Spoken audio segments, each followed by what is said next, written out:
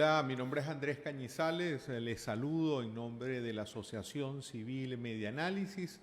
Me da mucho orgullo, placer presentarles el primero de una serie de 3 conversaciones que sostendremos aquí en Facebook analizando las perspectivas país.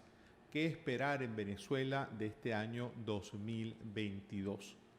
Hemos organizado este evento que está dirigido tanto a periodistas, activistas de la sociedad civil, dirigentes de gremios empresariales y profesionales, así obviamente como el público en general.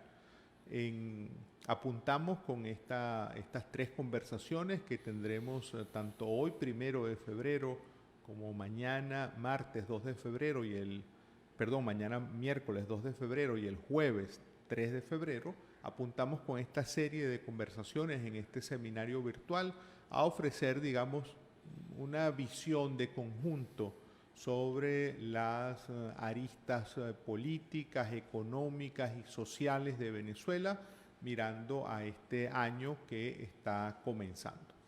En esta primera conversación, en esta primera sesión del seminario virtual, tenemos con nosotros a Piero Trepichone.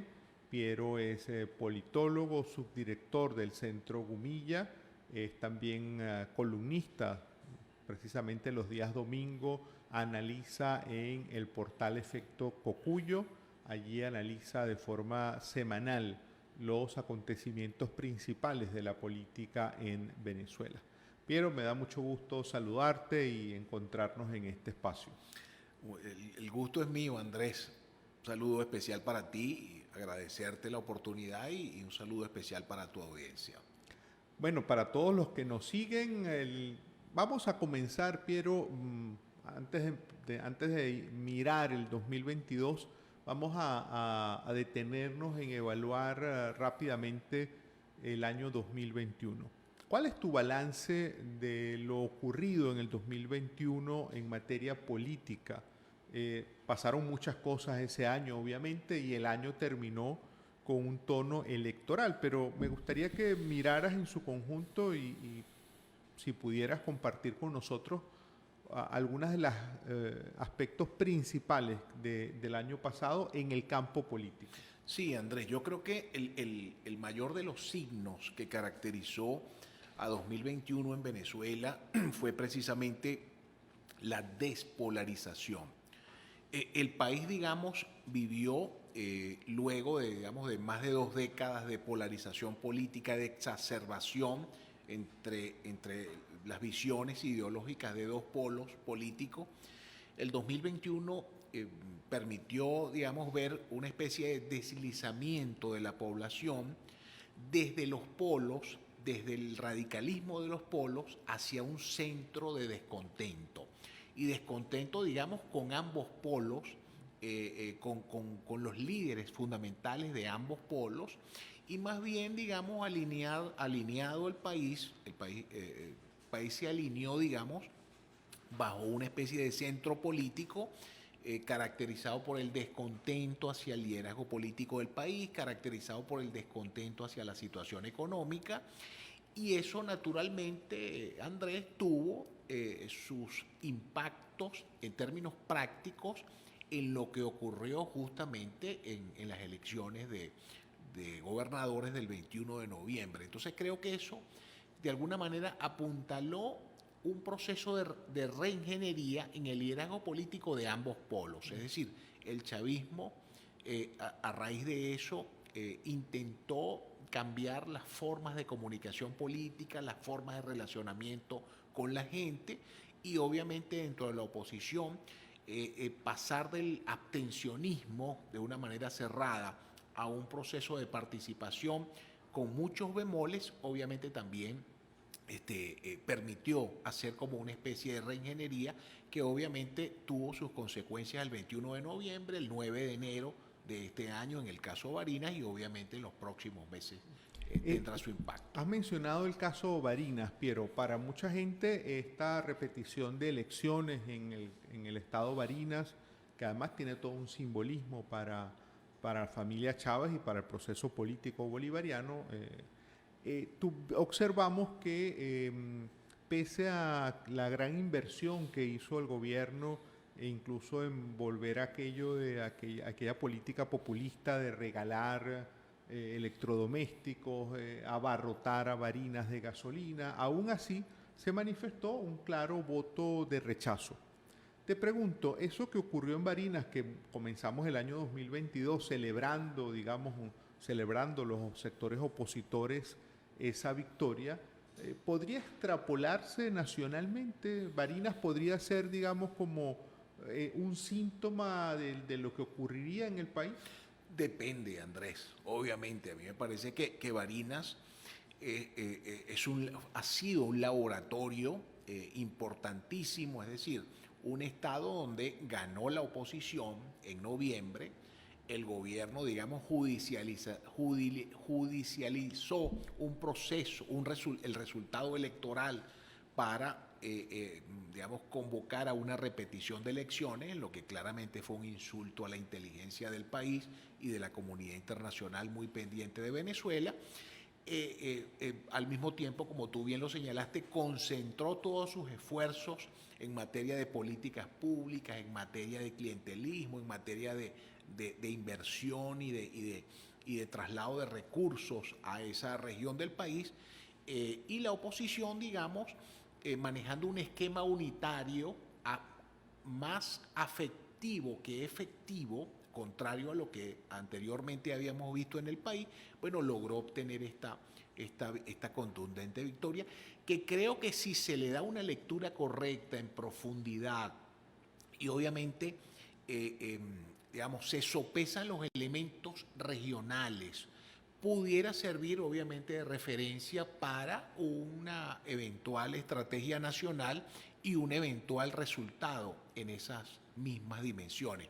Pero esto va a depender, Andrés, de la voluntad del liderazgo opositor, digamos, de la voluntad de ir a una unidad mucho más allá que una unidad pragmática u orgánica, una unidad afectiva, de corazón, de sentimiento, que se rinda a las emociones y que obviamente las conecte con el cerebro y con la estrategia política. Dependiendo de eso, Andrés, obviamente pudiera ocurrir porque, como te lo decía, 2021 nos muestra un escenario con un gran centro político y con un crecimiento del descontento despolarizado, que perfectamente puede ser capitalizado siempre y cuando se le dé una lectura correcta a fenómenos como estos.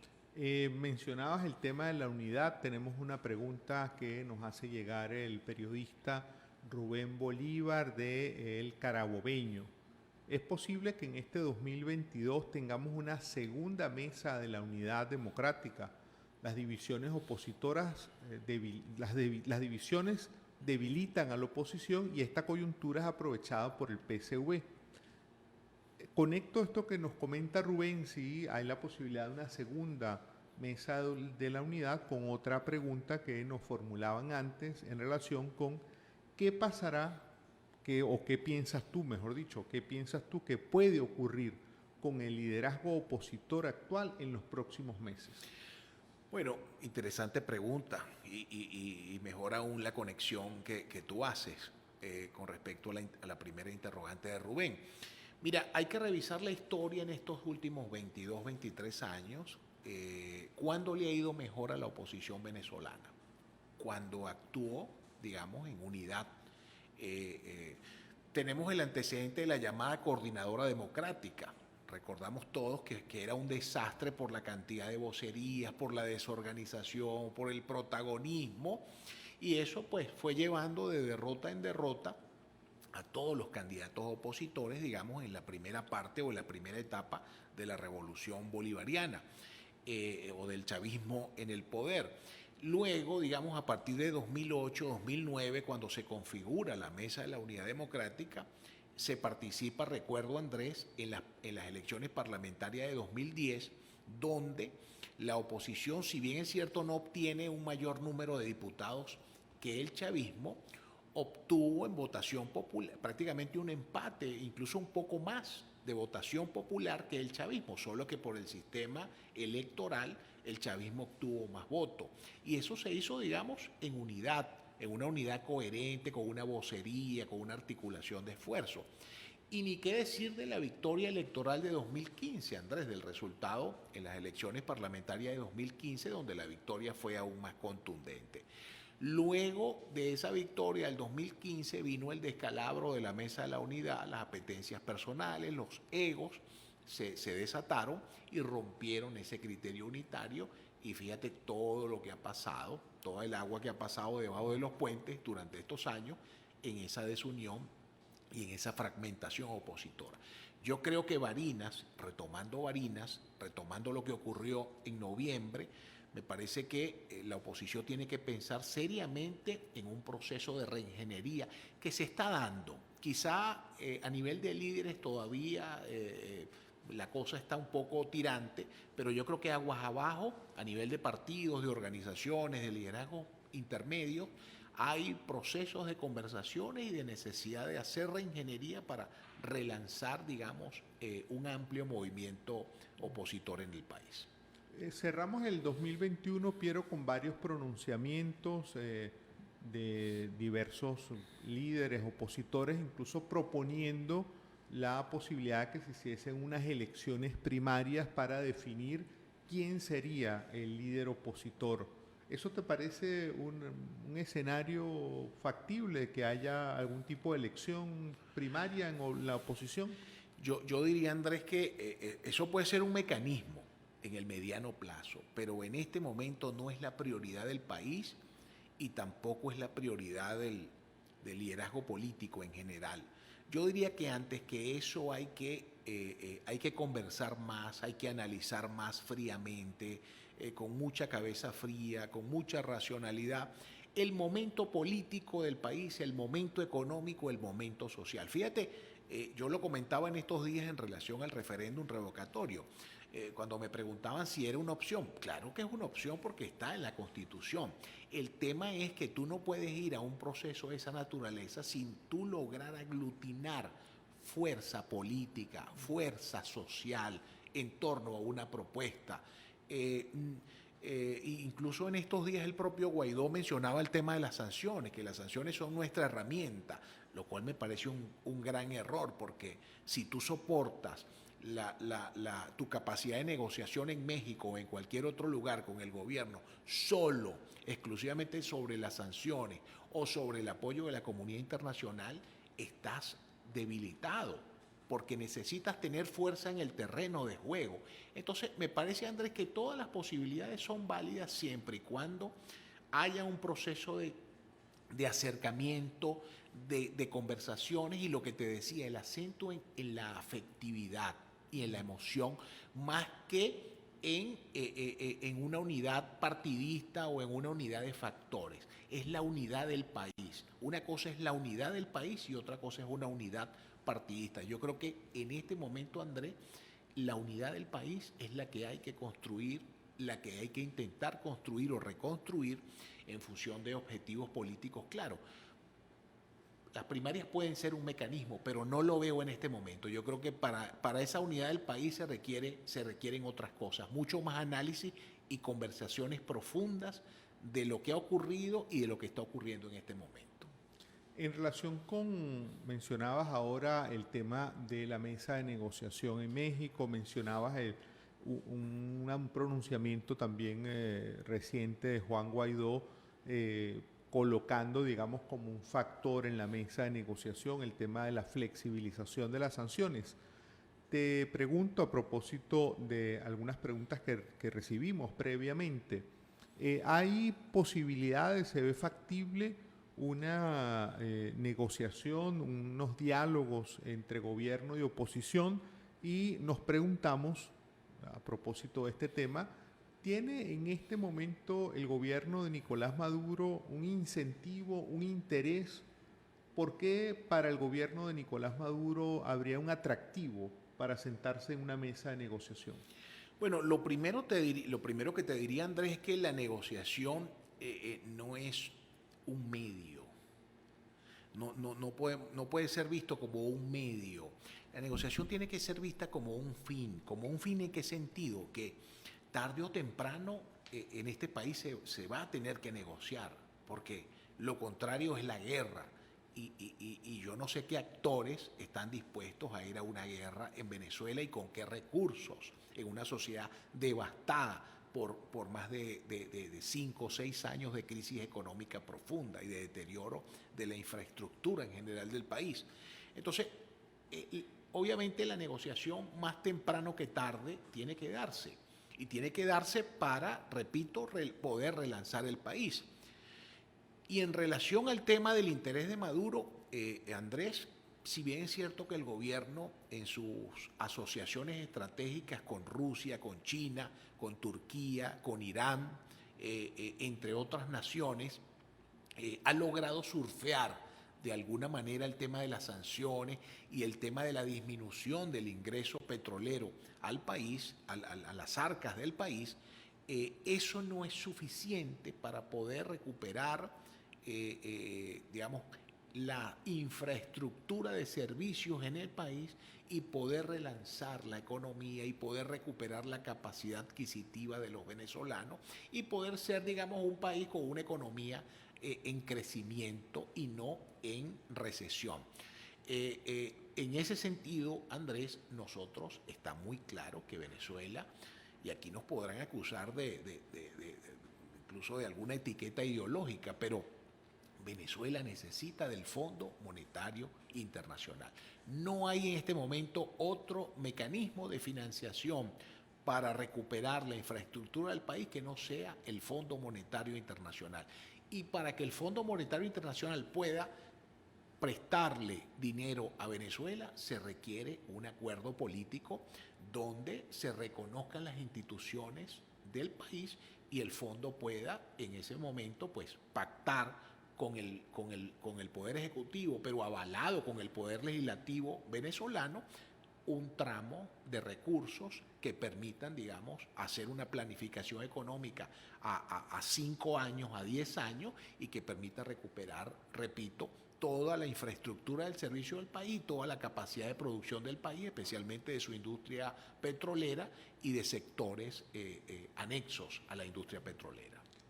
Tenemos una pregunta que nos formula el periodista Daniel Oviedo de Somos TV y Noticias Barquisimeto.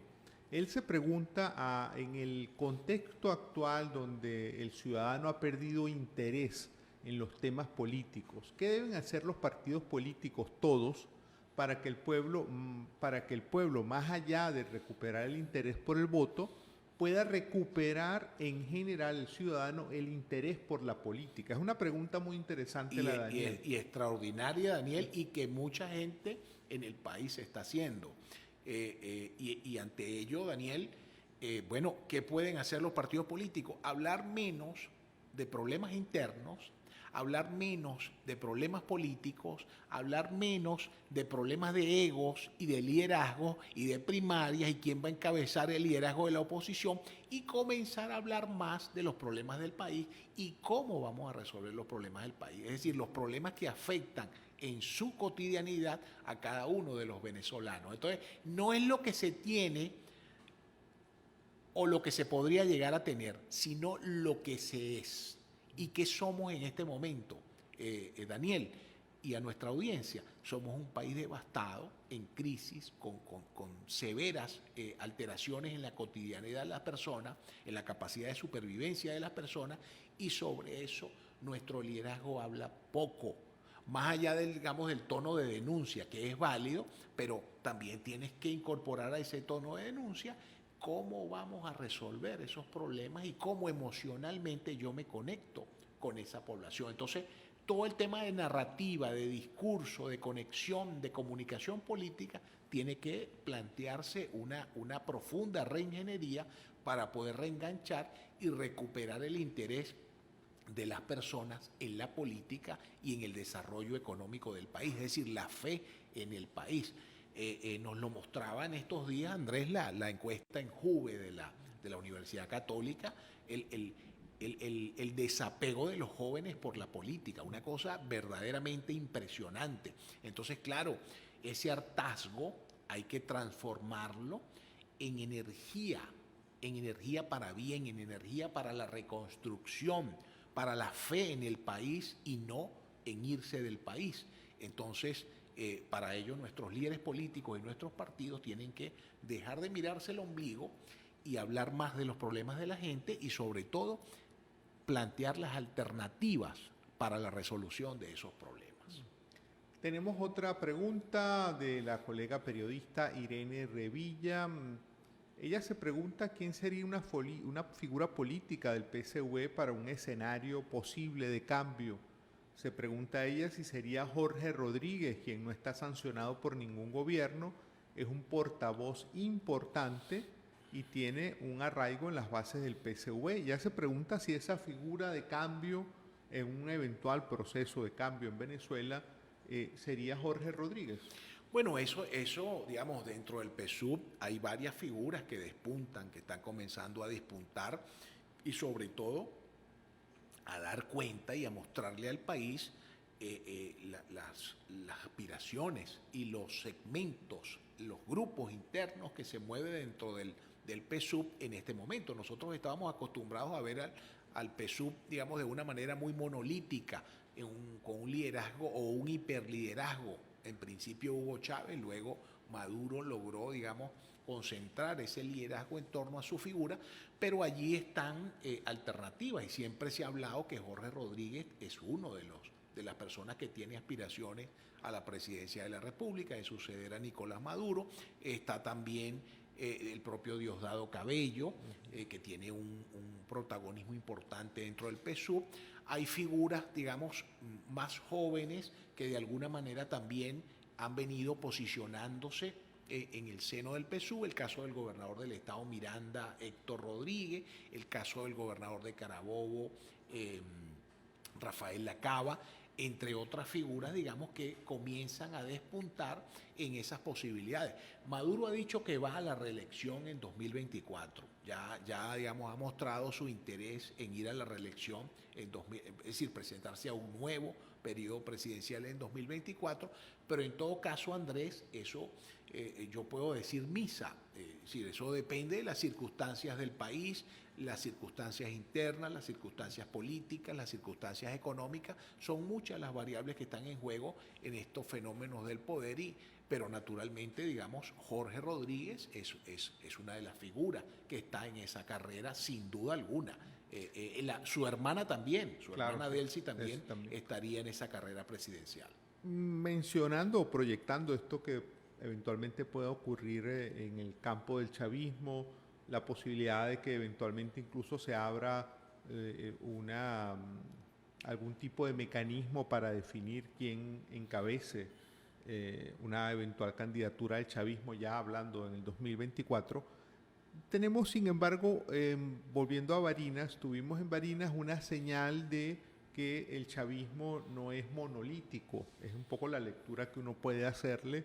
La candidatura de Jorge Arreaza se dedicó a cuestionar a quienes habían ocupado el poder y precisamente quienes habían ocupado el poder era la familia Chávez. Esas fisuras, esas corrientes que coexisten hoy muy calladamente dentro del chavismo, en un año como este de 2022, ¿podrían manifestarse de forma mucho más abierta? Sí, de hecho ya creo que está siendo así.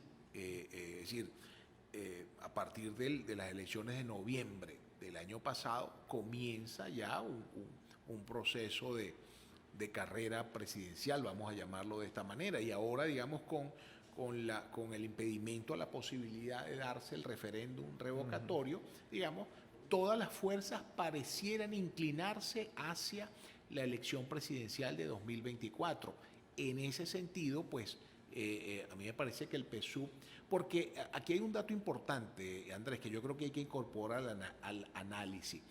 El PSUV, con todo este proceso de despolarización que se ha vivido en el país y de debilitamiento de los apoyos partidarios, el PSUV dejó de ser un partido franquicia, como en el pasado lo fue AD o como lo fueron otros partidos.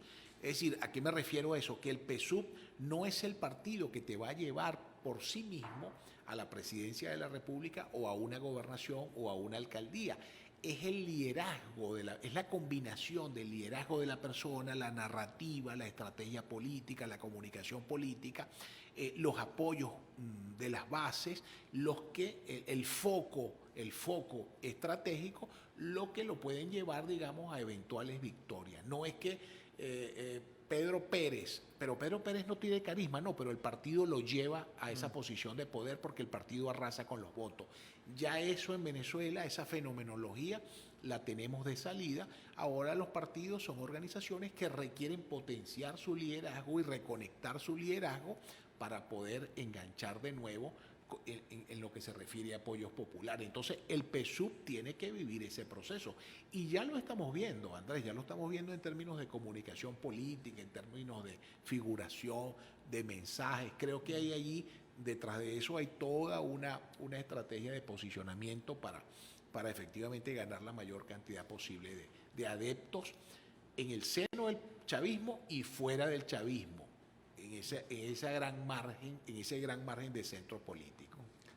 Pregunta Mardi Castillo, cerrada la posibilidad del revocatorio en este 2022 y cumplido el calendario electoral, no hay, apunta ella, no parece un escenario para sorpresas ni expectativas de cambio político en este 2022. Partiendo de eso, ¿en qué acciones deberían enfocarse los sectores democráticos que les permita estar mejor preparados ante los desafíos por venir? Mira, aquí la clave es, como se vio en Barinas, conectar con la gente y generar un efecto avalancha. Es decir, sabemos de las limitaciones institucionales, las cortapisas que coloca el Consejo Nacional Electoral, las dificultades para participar en una elección enteramente democrática, equilibrada en el país. Eso es cierto, y en cualquier lugar del mundo donde se presente este fenómeno es cierto, es una verdad casi que absoluta. Ahora bien, es una verdad también casi que absoluta que cuando tú logras concentrar el efecto avalancha, es decir, las mayorías sociales, darle direccionalidad política, produces mayorías políticas. Aquí lo hemos visto en 2015, lo vimos en 2010, lo vimos en 2019. Entonces, a eso tiene que dedicarse, digamos, el liderazgo político del país, a construir mayorías políticas sobre la base de la emocionalidad y sobre la base de la identificación, es decir, que la gente sienta que lo que busca su liderazgo es el beneficio de la gente y no, digamos, el beneficio particular del liderazgo. Eso rompería muchas barreras y ayudaría a relanzar esta creación de una nueva mayoría en el país. Nos comenta y pregunta Andrea Valladares, ¿qué ha pasado con la protesta cívica en Venezuela? ¿Se debería retomar la protesta? Mira, eso es decir, las condiciones para protestar siguen existiendo, es decir, siguen existiendo apagones de luz, siguen existiendo problemas de agua, siguen existiendo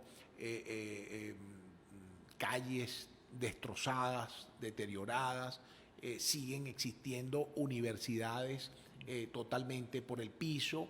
Es decir, siguen existiendo condiciones terribles para la cotidianidad de la gente. En ese sentido, pues cada vez hay más razones para protestar.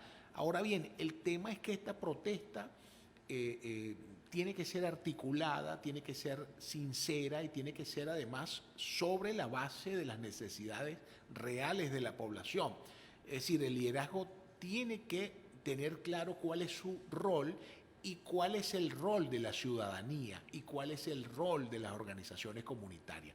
Yo creo que si eso se distingue y se articula mejor, evidentemente el país va a seguir teniendo protestas, como en efecto está teniendo protestas todos los días. Lo que pasa es que con el tema de la hegemonía comunicacional, a veces esas protestas no figuran en la agenda pública del país.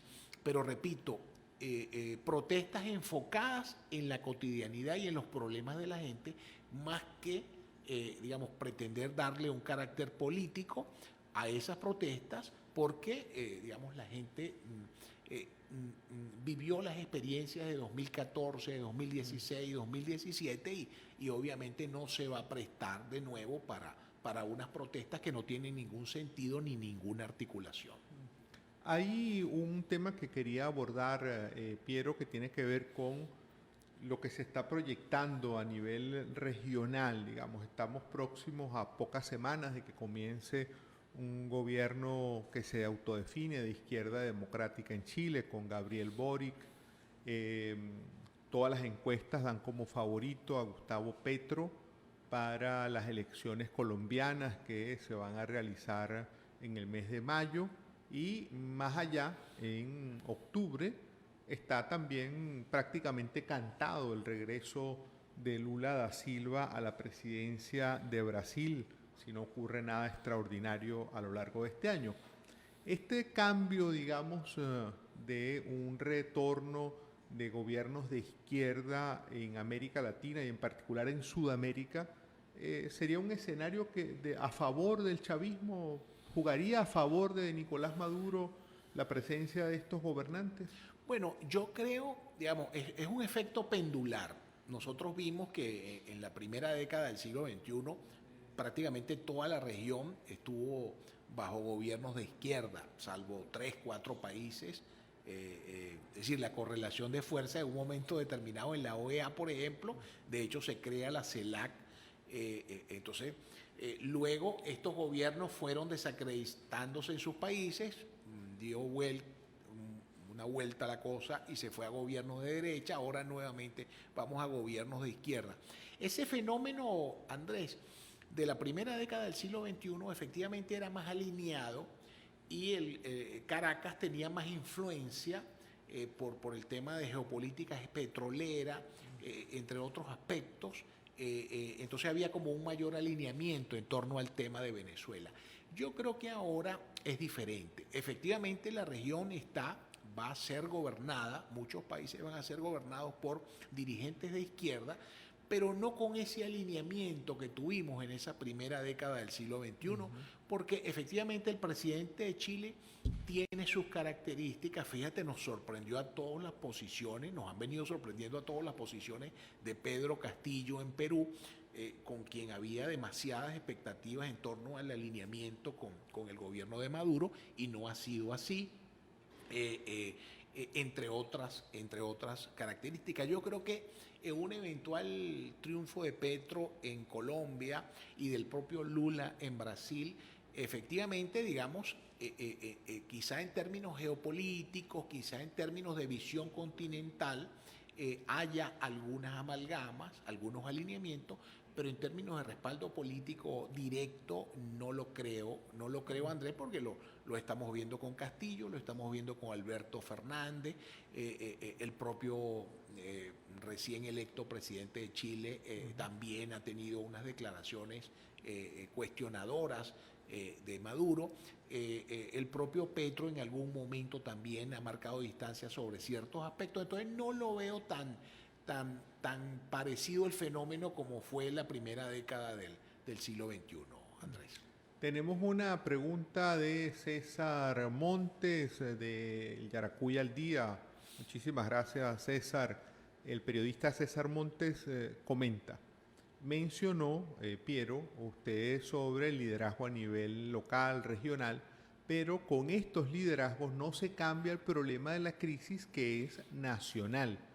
No es una contradicción sobre el cambio, porque los líderes medios, sean locales o regionales, no tienen fuerza para cambiar el alto gobierno. Es la reflexión que hace César. Sí, y César, y es una interesante reflexión, pero el tema es que los líderes nacionales no han estado a la altura de las circunstancias, no han logrado satisfacer ese cúmulo de expectativas en torno a las cuales el país se alineó en un momento determinado. Entonces, esos líderes locales pudieran, no digo que tengan la influencia nacional ni el poder nacional, el gobernador de Barinas no va a transformar la realidad nacional, pero puede comenzar a apoyar, con base a su experiencia, la experiencia vivida en su proceso, un relacionamiento distinto en el mundo político, y ese relacionamiento político entendido de una manera distinta y promovido por liderazgos locales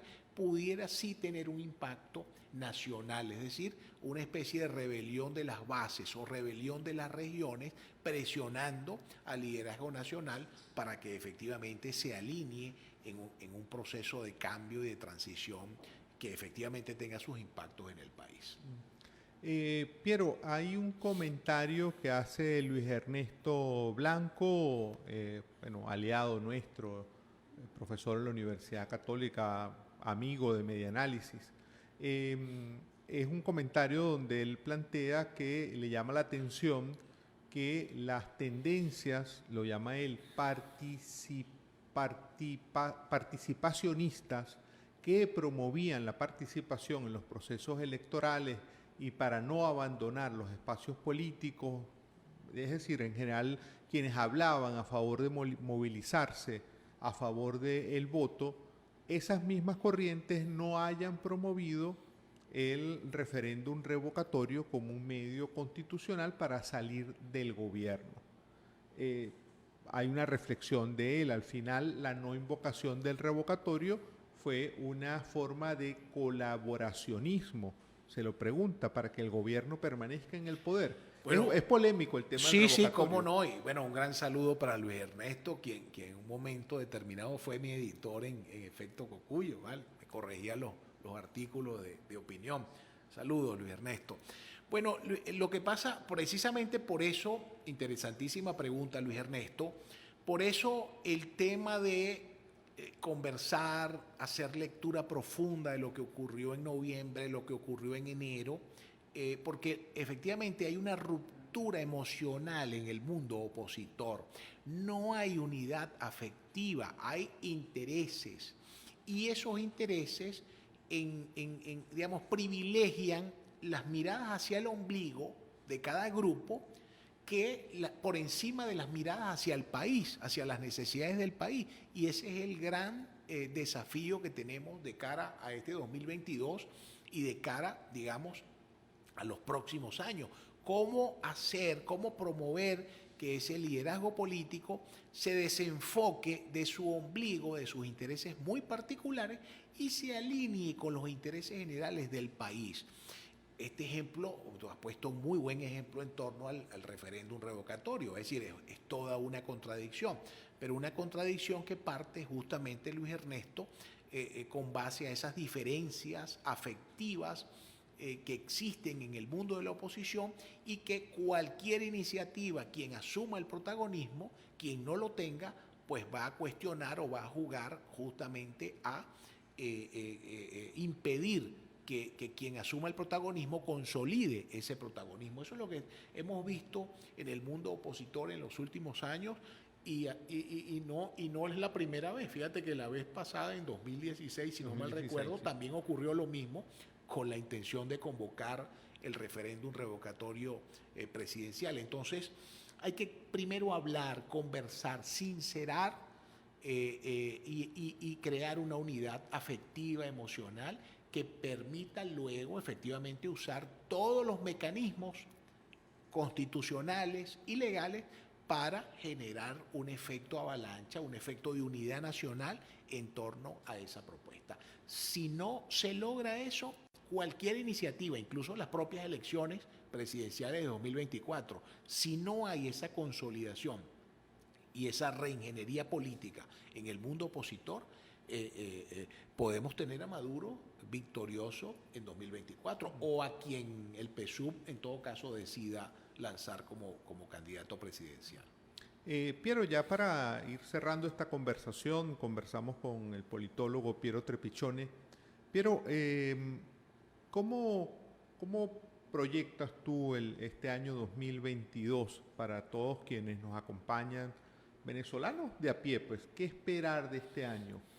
¿Qué nos puedes decir en el campo político? ¿Qué se puede esperar de este año? Es un año, todo apunta que no va a ocurrir ningún cambio espectacular, pero podría ser un año para prepararse para los años subsiguientes. Sí, yo creo que este es el año propicio. Este es el año propicio para el reencuentro, para la reconciliación, para la discusión para la lectura profunda de los acontecimientos, para mirar no solamente el problema de Venezuela, sino el problema de la región o los problemas de la región y los problemas de la geopolítica mundial, porque nosotros nos hemos acostumbrado a querer ser el ombligo del mundo y a pensar que solo en Venezuela existen problemas. Y efectivamente Venezuela ha tenido gravísimos problemas y tiene gravísimos problemas que siguen repercutiendo a toda la región y a todo el hemisferio occidental, con una de las mayores migraciones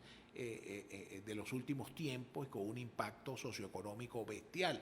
Pero precisamente, Andrés, yo creo que suena repetitivo, pero si no promovemos la organización, si no promovemos el encuentro, la discusión, más allá de los ámbitos partidistas, que son válidos y necesarios, pero más allá de los ámbitos partidistas, de los ámbitos políticos, el país necesita discutir y reencontrarse en su más amplio espectro, desde las organizaciones comunitarias, organizaciones del tercer sector, ciudadanía en general, en fin, todo un esfuerzo de discusión profunda, de análisis profundo, porque la ventaja que tenemos, que nos ofrece 2022, Andrés, es que ya aquella polarización extrema, donde un chavista era enemigo de un opositor o un opositor era enemigo de un chavista, ya eso no existe más allá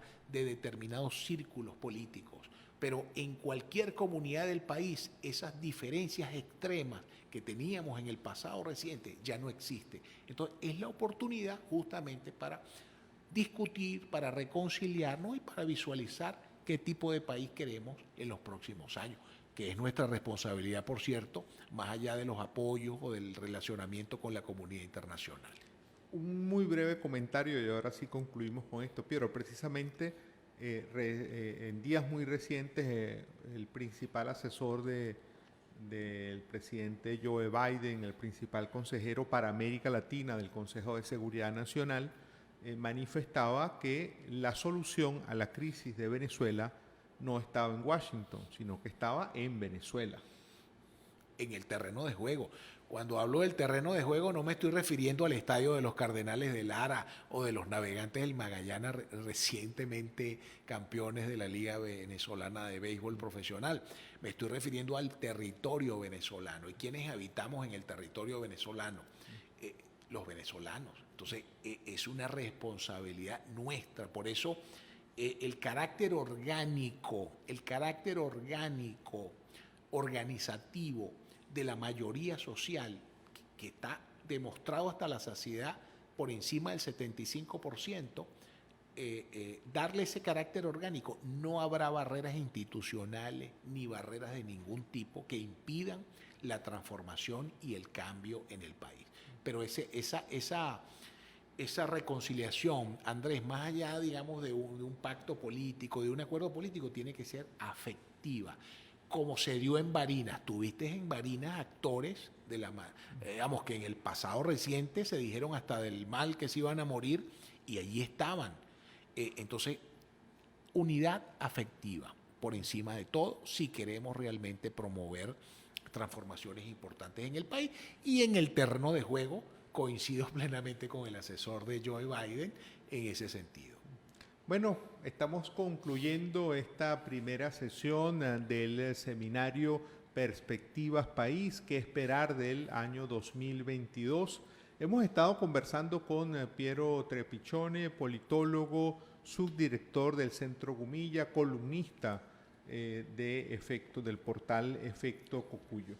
Este día martes tendremos como invitada a la economista, profesora de la Universidad Centro Occidental Lisandro Alvarado, la profesora Liuba Malpica, hablando de las perspectivas económicas, qué se espera de la economía en Venezuela en este año 2022, y este seminario lo cerraremos el día jueves con el sociólogo Carlos Meléndez, hablando de la situación social y cuáles son las perspectivas de la situación social en este año que recién estamos comenzando. Para todos quienes, todas y todos quienes hemos sido parte del equipo de producción de este espacio, pues les agradecemos por su atención y les invitamos a que mañana miércoles nos acompañen nuevamente a partir de las 10 de la mañana hora de Venezuela.